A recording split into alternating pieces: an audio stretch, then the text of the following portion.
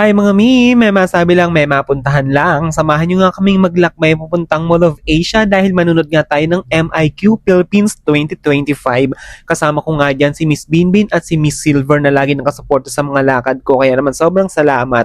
Nag-abang na nga kami ng bus papuntang Manila at ang masakit nga ay nagkamali nga kami ng sakay na sa halip ay EasyTex dapat para mabilis kaming makarating sa Manila. Kaso nga lang ang nangyari ay nakaranas kami ng sobrang traffic at ang lakas pa ng ulan sa dinadaanan namin. Kaya naman makalipas nga ang halos 5 oras ay nakababa na rin kami ng bus dahil dito nga kami sasakay sa 5th Avenue dahil mag-LRT nga kami papuntang ng Baclaran para nga masulit naman yung aming paglalakbay papuntang MOA at makasakay din kami ng LRT dahil isa nga to sa mga gustong sinasakyan kapag nagpupunta ako ng Manila. Para more experience na masakay ulit ng LRT dahil minsan lang lumuluwas ng Manila, mananatiling malakas kahit ngawit na kami sa biyahe dahil ini-enjoy nga namin sa bawat gala namin. After 30 minutes nga ay nandito na nga kami sa Baclaran o di ba?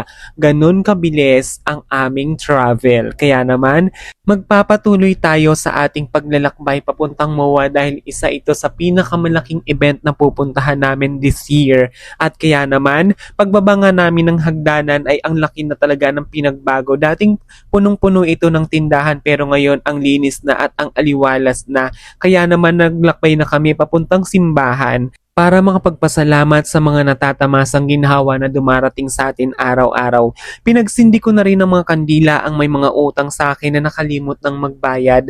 Naway nakatulong ako sa inyo at naway maging successful kayo sa mga darating pang araw. Kami nga ay magpapatuloy na sa aming paglalakbay papuntang MOA at nakakaramdam na nga kami ng pagod at gutom pero syempre nandun pa rin yung excitement kung ano nga ang mga mangyayari. Sumakay na nga kami ng e-trike papuntang MOA at eto nga ang kwento, siningil nga kami ng 250 pesos dahil special daw ang biyahe namin. Aray ko, masakit sa bulsa. Syempre, eto na nga ang MOA, kumakaway na sa ating mga mata dahil nakaka-excite talaga ang ating pagluwas na talaga nga namang pangmalakasan. Traveling almost 6 hours ay narating na nga namin ng MOA at ang una nga naming pinuntahan ay ang Mang Inasal para makakain nga kami ng tanghalian dahil nagugutom na nga kami. After nga naming mananghalian ay dumiretso na nga kami ng MOA Arena at shoutout nga sa ating mga LGBT na nagmula pa sa iba't ibang lugar. Hi! We're waiting for Miss International Queen 2025. So, the best girls. Yes, all the way from Davao. A friend of mine. Oh, ganda beauty queen siguro to. Noon. Pero, ay, ba ako? Hindi na po, okay na po. Ayun, isang hi lang po. Hi! Hello po. Idol, Hello po. idol na Hi, idol sa everyone. makeup. Thank you po. May pa-shoutout naman yung Amanda Page. Hello, Amanda Page. Thank you po.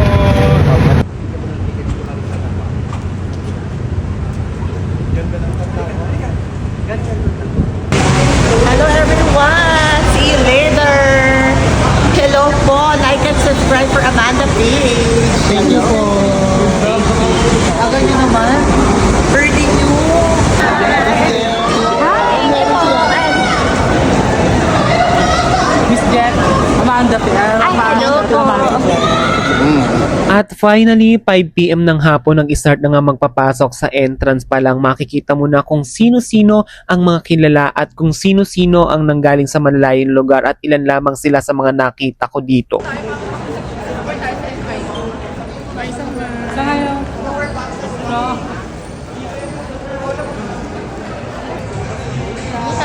Dami camera.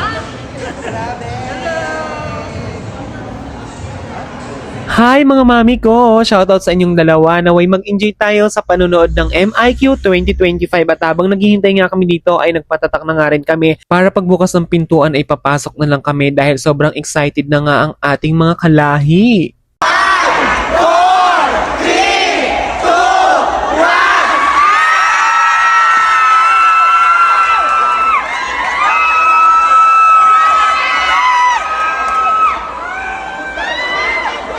Pagsapit nga ng alas 6 ng hapon ay nagbukas na ang mahiwagang lagusan papuntang Lereo. Charot. Ang ingay na nga ng buong community ng LGBT dahil nga nakapasok na nga tayo at mag-uuna-unahan naman tayo ngayon para makakuha ng upuan at makakuha ng magandang spot dahil eto ang pinakahihintay ng karamihan dahil ilang oras din kaming naghintay sa labas at pumila. At dito nga natin makikita ang ilan sa mga celebrity na trans na kilalang kilala.